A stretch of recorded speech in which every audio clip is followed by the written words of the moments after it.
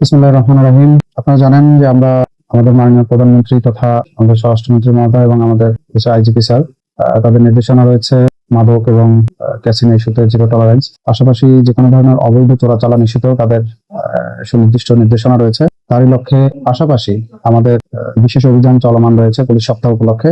এই ধারাবাহিকতায় গত রাতে আমরা আমাদের তিস্তা টোল প্লাজায় একটি অভিযান পরিচালনা হয়, যেখানে একজন যুবককে আমরা লাকুম সরকার ওরফে লিখন নামে একজন ব্যক্তিকে আমরা গ্রেফতার করে তাকে আমরা নিজ হেফাজতে নিয়ে তার বডি সার্চ করে তার সামনে পকেট থেকে আমরা কিছু ডলার পাই, 4টা বান্ডিল, 50 এবং $100 বান্ডিল গুলো।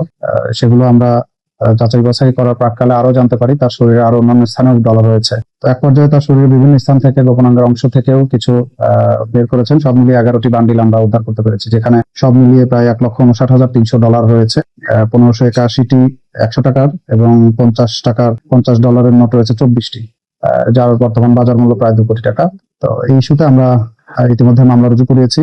আমরা ফরেন এক্সচেঞ্জ রেগুলেশন অ্যাক্ট 1947 এর মামলাটি নিয়েছি এবং আসামিকে বিজ্ঞ আদালতে প্রেরণ করেছি।